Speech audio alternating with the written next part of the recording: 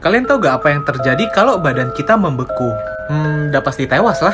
Nah, kebanyakan orang pasti mikir kayak gitu, tapi kalian tahu gak, ada kejadian unik tahun 1980 di mana seorang wanita berhasil hidup kembali setelah badannya ini membeku loh. Hah? Yang bener? Ada seorang wanita bernama Jean Hilliard mengalami kecelakaan mobil di tengah hujan salju. Setelah mobilnya mogok karena kecelakaan itu, Jean memutuskan untuk berjalan ke rumah temannya sejauh 3,5 km di tengah hujan salju. Tapi sayangnya dia malah pingsan dan terbaring 6 jam di tengah hujan salju. Jean ditemukan membeku dari atas sampai bawah. Menurut saksi, badan Jean ini kaku dan keras seperti papan. Tapi uniknya, setelah menerima perawatan selama 3 jam di rumah sakit, badan Jean ini perlahan-lahan kembali normal. Dan akhirnya Jean selamat setelah membeku lebih dari 6 jam. Jadi menurut kalian gimana? Ini keajaiban atau memang badan manusia itu bisa dibekukan? Tahu gak, belakangan ini lagi ada isu kalau Palestina itu dihapus dari peta loh. Nih kalau nggak percaya coba kita cari ya. Kalau kita ketik Indonesia, kita bakal melihat nama Indonesia dan garis merah. Tapi kalau kita ketik Palestina, nah nggak ada kan? Namanya dan garis merahnya tuh nggak ada. Kalau kita ketik pakai bahasa Inggris juga nggak ada. Nah terus kenapa hal ini bisa terjadi? Menurut beberapa sumber ada kaitannya dengan sengketa wilayah dan masalah kemerdekaan dari Palestina. Walaupun 138 anggota PBB mengakui kemerdekaan Palestina, tapi sebagian besar negara barat itu tidak mengakui, termasuk Amerika Serikat. Menurut Google sendiri, memang nama negara Palestina itu tidak pernah masuk ke dalam peta digital, dan isu seperti ini memang sudah pernah terjadi tahun 2016. Coba tag teman kalian yang belum tahu fakta ini ya. Kalian tahu gak, kasus mutilasi pertama di Indonesia rupanya belum bisa dipecahkan sampai sekarang loh. Kejadian ini terjadi pada tahun 1981 di Jakarta, di mana ditemukan 2 box mencurigakan di tepi jalan trotoar Setiabudi. Hah? Jalan Setiabudi? Gak salah denger gua? Iya betul, emang gilanya korban ditemukan di Jalan Protokol Jakarta yang super rame banget. Di box pertama ditemukan kepala dan 13 tulang manusia, sedangkan di box kedua ditemukan 180 potongan tubuh manusia. Tapi uniknya dari kasus ini, pelaku tidak berusaha untuk menghilangkan bagian tubuh yang bisa diidentifikasi dari korban. Contohnya seperti kepala, telapak tangan dan telapak kaki, dan sidik jari, itu semua utuh.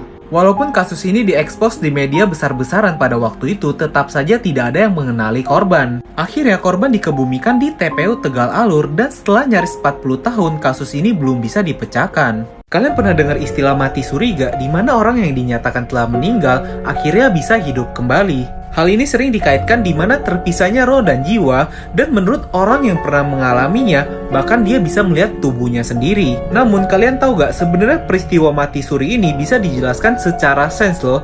Jadi orang yang mengalami ini sebenarnya tidak benar-benar meninggal. Hal ini diperkuat dengan hasil EEG orang yang mengalami mati suri. Rupanya otak mereka itu masih ada aktivitas elektrik. Nah terus kalian pasti penasaran dong, penglihatan yang mereka katakan itu datang dari mana kalau misalnya mati suri ini bisa dijelaskan secara sains. Rupanya penglihatan seperti itu ada kaitannya dengan gangguan tidur yang kita sebut dengan mimpi. Jadi proses ini mirip dengan proses ketindihan. Jadi dengan kata lain, apa yang mereka alami dan mereka rasakan itu tercampur antara dunia nyata dan dunia mimpi. Jadi gimana? Udah gak takut lagi kan dengan peristiwa mati suri? Kalian semua pasti suka makan dong, tapi gimana kalau misalnya kalian diculik dan disiksa buat makan? Ada kasus menarik di mana seorang YouTuber mukbang bernama Ketiap diduga telah diculik dan dipaksa untuk membuat video. Nah, keanehan ini dimulai ketika Ketiap mengupload satu video pada tanggal 21 Juni 2019 nih, video yang ini. Kalau kita perhatiin dari thumbnailnya aja, kita lihat nih, di depannya ini kayak ada octopus yang tentakelnya ini kayak tanduk dari iblis. Sedangkan di pojok kanan ini ada kayak emoji cemas gitu loh, kayak emoji meminta pertolongan. Nah terus ditambah lagi ada teks yang tulisannya itu so delicious, tapi kalau diperhatiin ada tulisan SOS atau minta pertolongan. Dan lagi-lagi kalau kita cermati teks itu kalau disusun ada tulisan HELP atau minta pertolongan, help. Dari banyak keanehan itu, banyak yang menduga Ketiap telah diculik oleh seseorang dan dipaksa untuk membuat konten. Nah di sini selain itu, Ketiap kan mukbang, tapi badannya ini kurus dan sering ditemuin luka di sekujur tubuhnya. Masakan paling aneh apa sih yang pernah kalian denger? Mungkin ada yang bilang ular, kelelawar, atau mungkin ya hewan-hewan aneh lah yang gak pernah kita cicipin. Tapi kalian pernah denger gak ada seorang pria yang memasak alat kelaminnya sendiri untuk disajikan? Seorang pria bernama Mao Sugiyama melelang alat kelaminnya sendiri untuk dimasak ketika dia berulang tahun ke-22. Awalnya banyak yang mengira ini hanya candaan, tapi rupanya Mao benar-benar memotong alat kelaminnya dan mempostingnya untuk bukti. Bahkan dikabarkan ada 70 orang yang hadir dalam acara memasak alat kelamin Mao ini, tapi sayangnya hanya 5 orang dengan penawaran tertinggi yang bisa mencicipinya. Masing-masing orang ini harus membayar 3,5 juta untuk mencicipi hidangan ini, dan menurut mereka, hidangan ini mempunyai cita rasa yang unik. Dalam acara itu, Mao benar-benar kelihatan gak ragu sama sekali untuk menjelaskan hidangan masakannya. Nah, gimana menurut kalian? Ngilu kan ngebayanginnya dia bisa masak alat kelaminnya sendiri? Coba apa yang kalian pikirin kalau gue mau ngebahas tentang cheerleader atau pemandu sorak? Mungkin kebanyakan dari kalian bakal mikir cewek cantik, pakaian minim, atau cewek yang menggunakan pom-pom seperti ini kan? Tapi kalian tahu gak sebenarnya cheerleading ini diciptakan oleh seorang laki-laki loh. Tahun 1898, seorang pria bernama Johnny Campbell mengumpulkan 6 orang pria untuk mendukung tim American Football kampusnya, dan inilah cikal bakal terciptanya cheerleading. Meskipun awalnya cheerleading didominasi oleh pria, tapi sekitar tahun 1923, wanita diperbolehkan menjadi cheerleader karena cowok harus pergi berperang. Selain itu, cheerleading juga semakin diminati oleh wanita karena pada saat itu ada keterbatasan cabang olahraga yang boleh diikuti oleh wanita. Sejak saat itu, cheerleading menjadi tradisi di Amerika Serikat dan mulai populer di dunia sejak tahun 1990. Dan faktanya, awalnya pakaian cheerleader juga tertutup loh, nggak kayak sekarang. Nah, coba komen yang baru tahu fakta ini ya. Di sini siapa yang masih suka cemburuan? Coba jangan sampai kayak gini ya. Ada seorang wanita bernama Debbie Wood dinobatkan sebagai wanita paling cemburuan di dunia. Saking cemburuannya Debbie, dia melakukan tes kejujuran secara berkala kepada suaminya menggunakan alat ini nih. Selain itu, Debbie juga selalu memeriksa handphone, email, dan rekening suaminya setiap harinya melihat apakah ada yang mencurigakan. Dan yang paling gilanya, suaminya ini cuma boleh nonton TV acara flora dan fauna. Selain itu nggak boleh, tapi kalau ada iklan yang cewek-cewek seksi gitu, dia juga langsung skip TV-nya. Menurut dokter, kenapa hal ini bisa terjadi? Karena Debbie mengidap sindrom Othello, di mana membuatnya berprasangka jika suaminya ini sedang berselingkuh. Tapi sebagai gantinya, Debbie ini memberikan 3 buah konsol game kepada suaminya. Menurut Debbie, kalau dia sibuk bermain game, dia nggak akan pernah melirik wanita lain. Nah, mungkin kalau kalian yang mau beli PS5 bisa langsung jadi suami barunya Debbie ya. Gimana, mau gak? Kalian pasti pernah makan Indomie dong, dan varian rasanya tuh emang banyak banget. Tapi kalian tahu gak, belakangan ini lagi viral banget Indomie rasa saksang babi dong. Jadi buat kalian yang belum tahu, memang saksang babi itu makanan khas dari Sumatera Utara. Nah, dari namanya ini aja udah pasti nggak halal.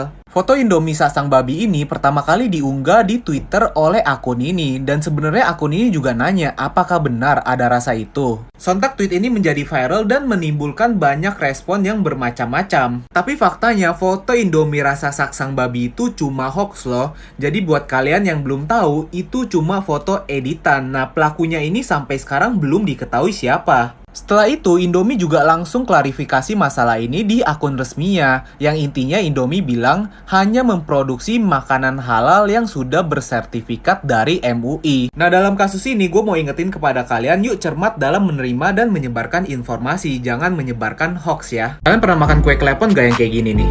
Nah, belakangan ini lagi ada isu loh, rupanya makanan ini katanya nggak islami. Loh, kok bisa ya? Jadi lagi-lagi isu ini datangnya tuh dari Twitter nih, datangnya dari Twitter lagi, dimana ada seseorang yang mengunggah foto ini nih. Dia bilang kalau makanan klepon itu nggak islami. Jadi di dalam unggahan itu ada ajakan untuk meninggalkan makanan klepon. Dia bilang sih makanan ini nggak islami, tapi alasannya itu nggak disertakan. Banyak yang nggak setuju dengan unggahan itu karena nggak ada landasan yang kuat. Selain itu, setelah dicari tahu dari mana asal sumbernya, nggak ada yang bertanggung jawab juga. Karena informasi aja buat kalian, sebenarnya makanan klepon itu adalah salah satu makanan yang paling sering didaftarkan ke MUI untuk mendapatkan sertifikat halal. Nah, lagi-lagi pelajaran dari kasus ini, gue mau ingetin kepada kalian, yuk lebih cermat dalam menerima dan menyebarkan informasi, jangan menyebarkan berita hoax, oke? Halo teman-teman, hari ini gue akan melakukan eksperimen membalik air. Jadi air dari sini akan gue tuang ke dalam sini, dan ketika airnya sudah di dalam gelas ini akan gue balik nih, dan gue tutup pakai tangan. Dan ketika gue buka, apakah airnya bisa melayang? Coba kita lakuin ya. Setelah terisi air, kita balikin gelasnya. Apakah airnya tetap bisa melayang kalau kertas biru ini kita cabut? Coba ya. Wow. Nah, penasaran kan gimana caranya? Nih, gue ajarin ya. Jadi rahasia eksperimen ini ada di plastik ini nih. Jadi tadi gue taruh plastik ini di atas bibir gelas. Jadi ketika gue taruh plastik itu, gue balikkan, nggak ada tekanan yang masuk ke dalam gelas ini. Sehingga tekanan udara di luar gelas ini lebih besar daripada tekanan yang ada di dalam gelas. Ini menyebabkan plastiknya ini menahan air di dalam gelas. Ajaib kan? Halo guys, hari ini gue mau melakukan eksperimen pada telur. Kalau kita perhatiin telur ini, kita bisa ngelihat isi dalam telur ini. Kok bisa ya? Caranya gampang banget, kalian cuma butuh sebutir telur, kemudian air cuka, dan tempat untuk menaruh telur ya. Kemudian telurnya masukin aja ke dalam sini wadahnya, dan tuangkan cuka sampai dia tertutup penuh. Nah, setelah tertutup penuh seperti ini, diamkan telur ini selama 1 hari. Nah, ini adalah hasil telur yang telah direndam di cairan cuka selama 1 hari. Jadi bisa kita lihat nih, cangkangnya sudah terkelupas. Jadi setelah kalian bersihkan, kita bisa lihat tekstur telurnya ini menjadi lebih lembek nih. Bisa kita squeeze telurnya ya. Bisa kita squeeze. Eksperimen ini membuktikan cairan asam pada cuka bisa mengikis kalsium pada cangkang telur. Oh ya, gue juga mau kasih saran ke kalian, jangan lakuin eksperimen ini di kamar, soalnya bau banget, bau asam cuka, bau ketek. Oh ya, kemarin gue habis ngelakuin eksperimen merendam telur ini ke dalam cuka nih, jadi telurnya sekarang jadi lebih lembek. Nah, terus pasti kalian penasaran dong, isi telurnya ini udah mateng atau masih sama kayak dulu? Nah, sekarang gue bakal pecahin telur ini, kita coba lihat isinya tuh kayak gimana ya. Jadi ini dia telur yang kemarin kita udah eksperimenin dengan cuka, dan cangkangnya kan akhirnya terkelupas. Dan banyak yang penasaran isinya tuh kayak gimana sih. Kalau gue lihat dari sini sih kuning telurnya tuh kayak udah mengeras. Tapi coba kita pecahin sekarang ya, kita pecahin. Nah, setelah direndam dengan air cuka, dia kayak setengah matang gitu loh. Dia kayak udah mau matang, sedangkan kuning telurnya ini dia masih udah matang gitu loh. Jadi inilah hasil di dalam telur yang udah kita rendam dengan cuka. Duh, sekarang beresinnya nih. Jangan buat sampah ya. Kita harus membereskan hasil eksperimen ini. Buang di tempat sampah, oke?